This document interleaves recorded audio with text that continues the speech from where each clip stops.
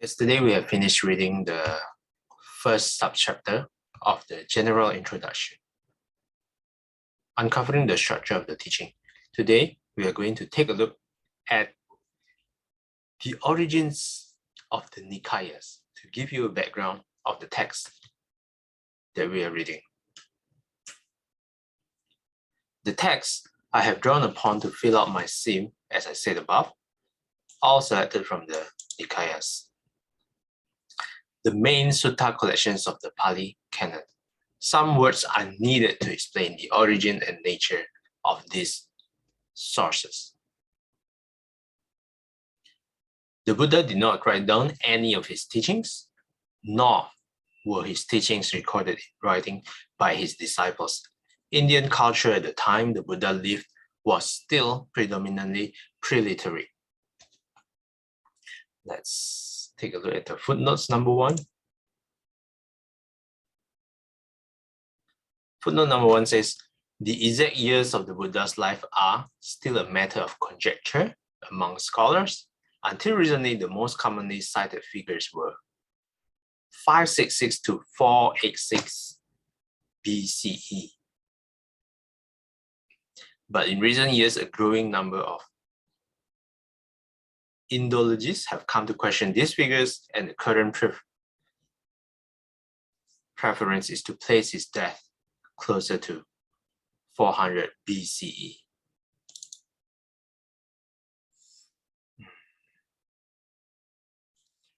Let's go to the footnotes.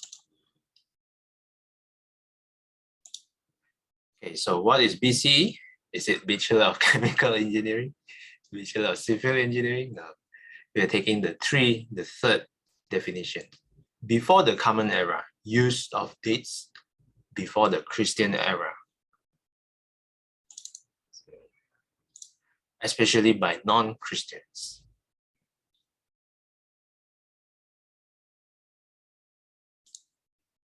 Okay, let's go back.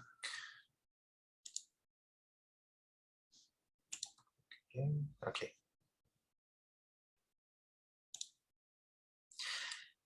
So here, let's say the number 400 BCE means that today is 2022. Yeah. So 2022, before this calendar system, before this 2022, 400 years before this. So it's roughly around 2,422 years ago. Yeah, this is the old calendar system. Yeah, the culture where the Buddha lived was pre-literate. So what is pre-literate? Let's take a look. Of relating to, denoting a society or culture that has not developed the use of writing. There's no writing involved, so everything is transmitted in an oral tradition, all using speech. The Buddha wandered from town to town in the Ganges plain, instructing his monks and nuns, giving sermons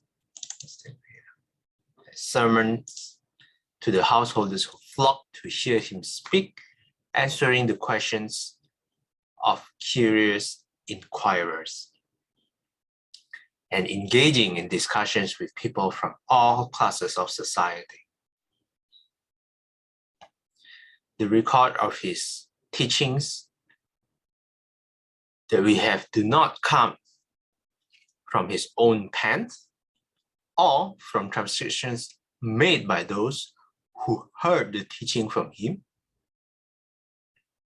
So where does it come from?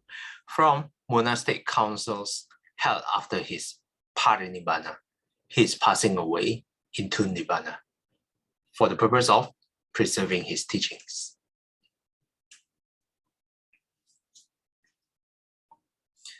So everything that we read, the records of his teachings, this is important. It was not written by the Buddha. do not come from his own pen, or not even by those who directly heard the teaching from him. But it was only after a monastic council is formed, after his parinibbana, then the teaching started to be collected and preserved. Okay, next paragraph. Sister Chai Kwan, would you like to read?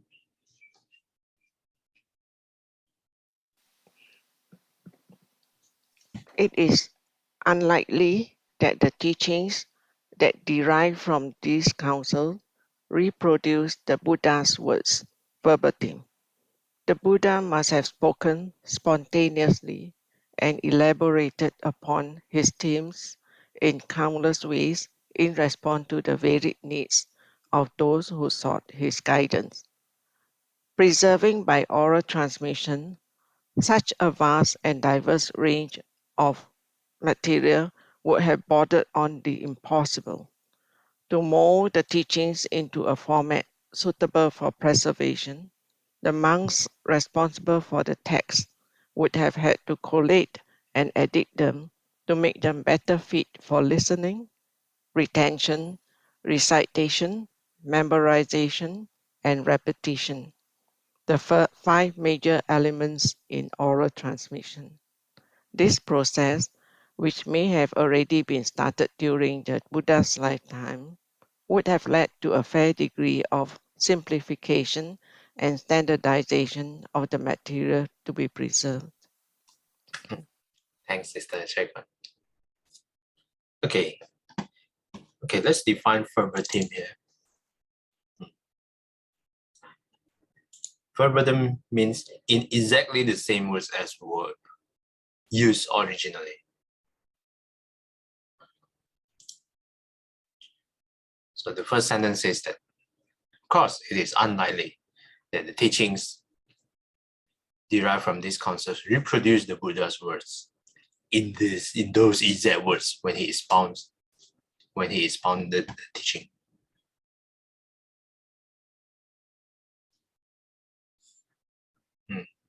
Preserving by oral transmission such a vast and diverse range of material would have bordered on the impossible.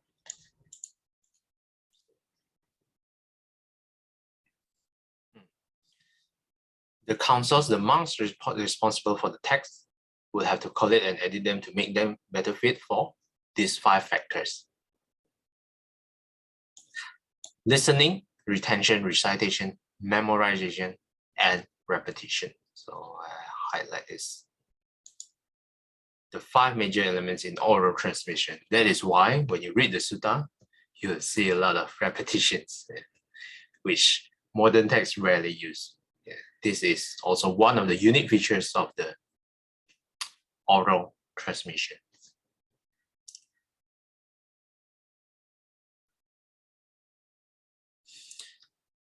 Okay, next paragraph, Sister Saikem, would you like to read?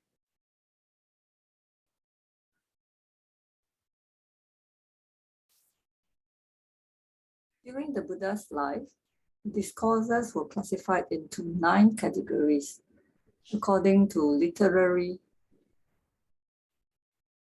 how do you pronounce this? Genre? Literary genre, sutta, prose discourses, geya, mixed prose and verse, Vyakarana, answers to questions, Gatha, Gatha. the next section. Gatha is verse, and then Udana, inspired utterances, Itivuttaka, memorable sayings, Jataka, stories of past birth, Abhuta Dhamma, marvelous qualities, and Vedala, catechism. At some point after his passing, this older system of classification was superseded by a new scheme that ordered the text into larger collections called Nikāyas. in the Theravada Buddhist tradition, agamas in the North Indian Buddhist schools. Exactly when the Nikāya agama scheme became ascendant is not known with certainty, but once it appeared, it almost completely replaced the older system. Okay, thanks again. Okay, let's take a look at this word genre.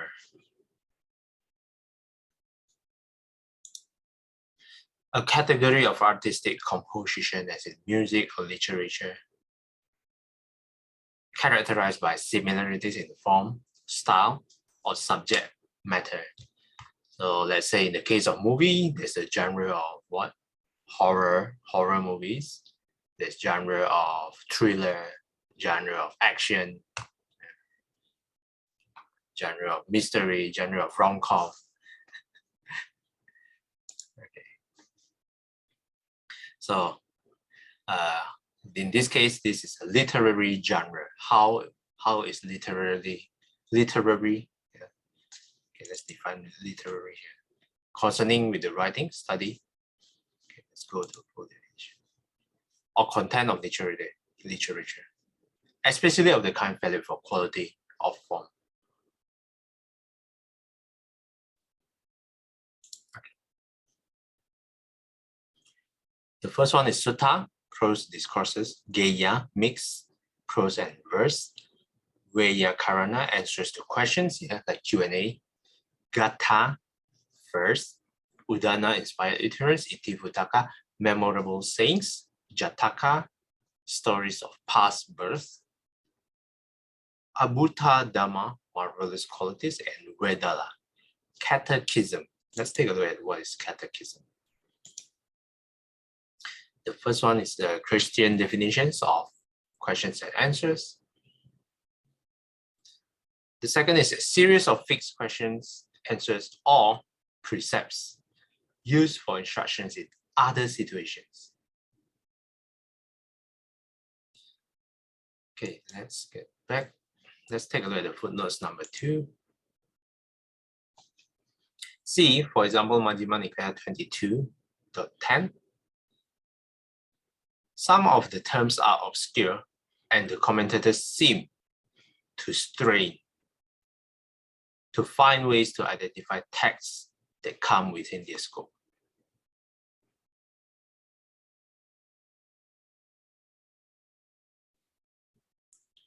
Okay. And footnote number 3. But even as late as the age of the commentators, 5th century CE, the Theravada tradition too called them agamas, as well as Nikāyas.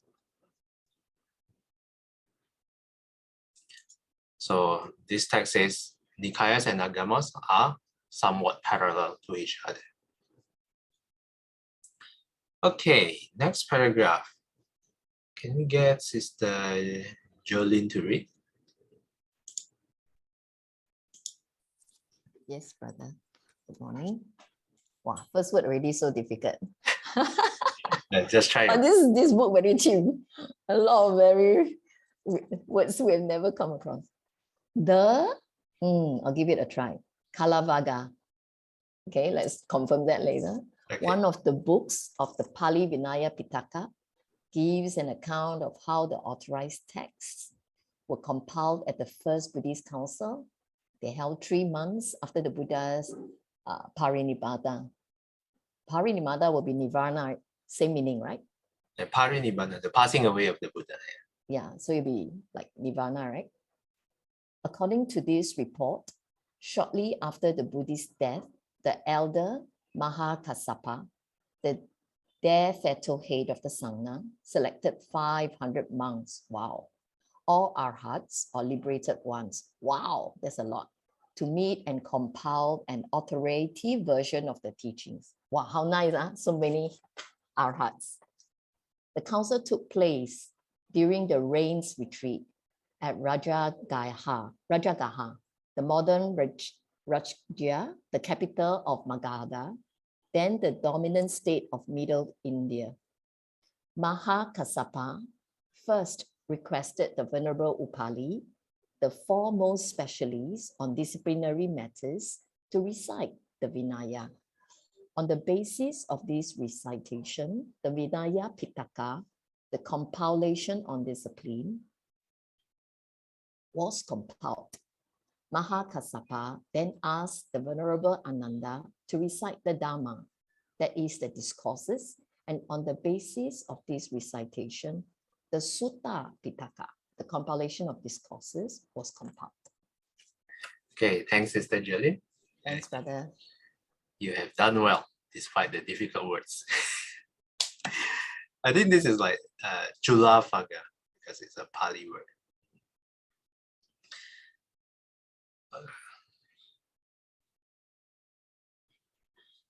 So one of these books in the Pali Vinaya Pitaka give account on how the first Buddhist councils held. 500 monks and all are arahants.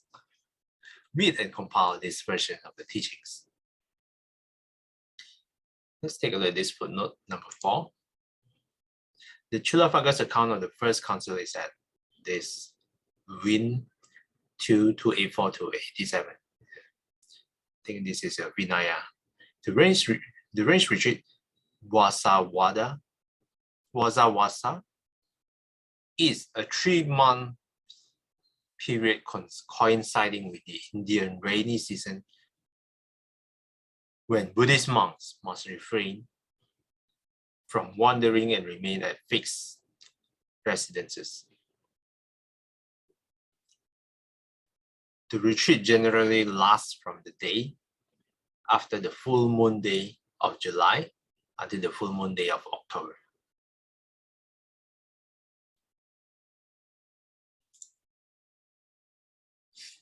So this council took place during the rains retreat, the 3 months retreat mentioned in the footnotes. So Venerable Mahakassapa get Venerable Upali, who is really good, who is the former specialist on the Vinaya, on the disciplinary matters, to recite the Vinaya. And that's how the Vinaya Pitaka came about. The compilation on discipline was compiled. And then Venerable Ananda to recite the Dhamma. The discourses, and on the basis of this recitation, the Sutta Pitaka, the compilation of discourses, was compiled. I think we can read one more paragraph. Can we get Sister Xinghui to read?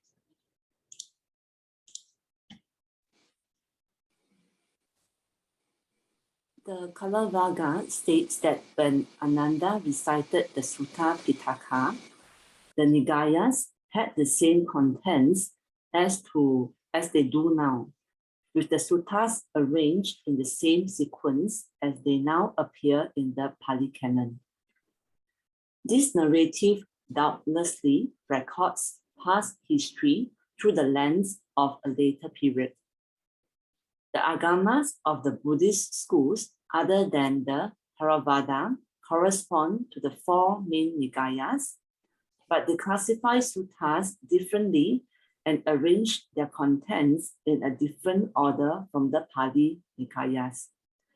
This suggests that if the Nikāyas agama arranged did arise at the first council, the council had not yet assigned suttas to their definitive places within this scheme.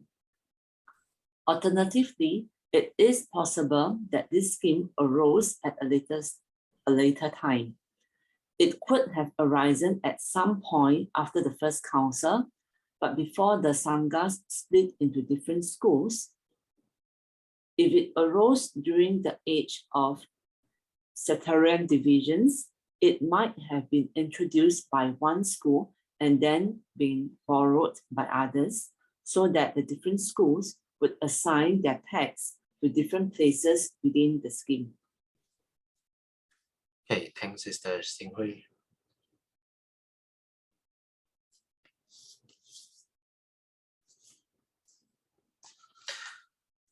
The agamas of the Buddhist schools correspond to the 4 main Nikāyas. So they are usually is also called the Chinese agamas. they classify suttas differently and arrange the contents in a different order from the Pali Nikāyas, but the contents are roughly the same.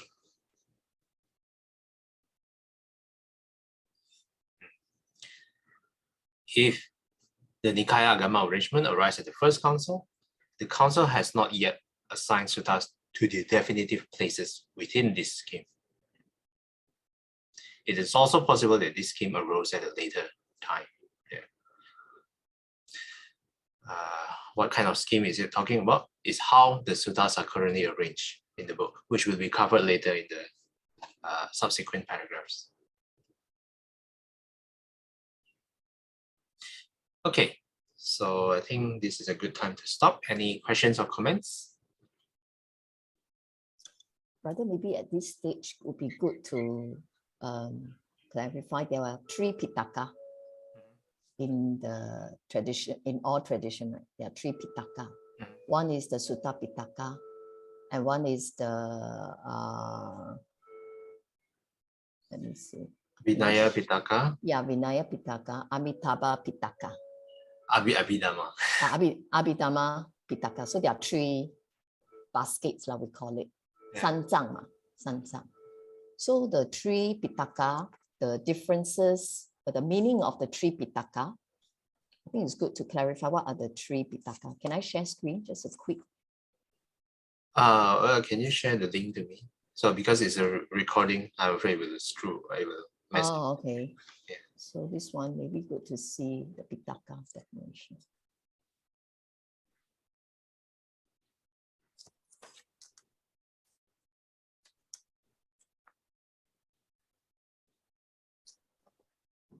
Yeah. Okay.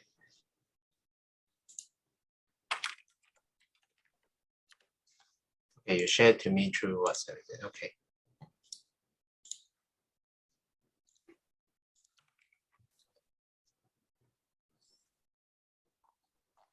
Okay.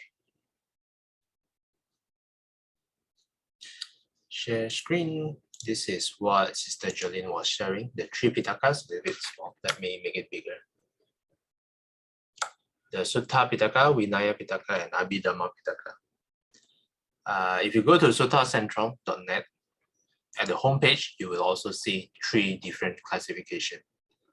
Basket of Discourses, Sutta Pitaka, Basket of Monastic Law, Vinaya Pitaka, and the last one, Basket of Systematic Treatises, Abhidhamma Pitaka. And actually, this will be covered also later in the subsequent paragraphs, but thanks, Jolene, for bringing this up. So we call it the 3 baskets. Sometimes the word is Pitaka, but there some some texts will say 3 basket. They have the same meaning. Pitaka and basket is the same meaning. Yeah. So these 3 in Chinese, Luan, Jing, Lü. Luan is Abhidhamma, Jing is Sutra, Lü 就是戒律, which is the Vinaya. So these are the 3 bases of any tradition. They will have to discuss these 3 bases. Yeah, so the 3 basket. Yeah. Okay, thanks for sharing, Sister Jelly. Anyone else would like to comment or questions?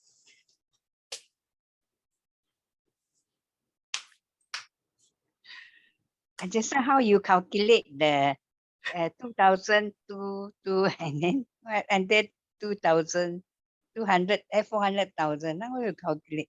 Okay, yeah, that's a good question. Okay, the current year, the number that you see is 2022, right?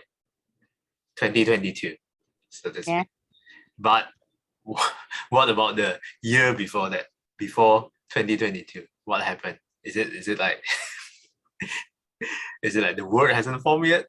Actually, no, because this 2022 is a modern calendar system. But before that, there's also still some history. There's also humans lived before that period. It's just before the year of 2022. So before the year of 2022, we count backwards. Let's say 10, if they say 10 BCE, 10 before Common Eras, 10 years, then it's 10 years before this new calendar system. That means that you have to add 10 plus 2022. So it becomes 2032 years ago. Mm.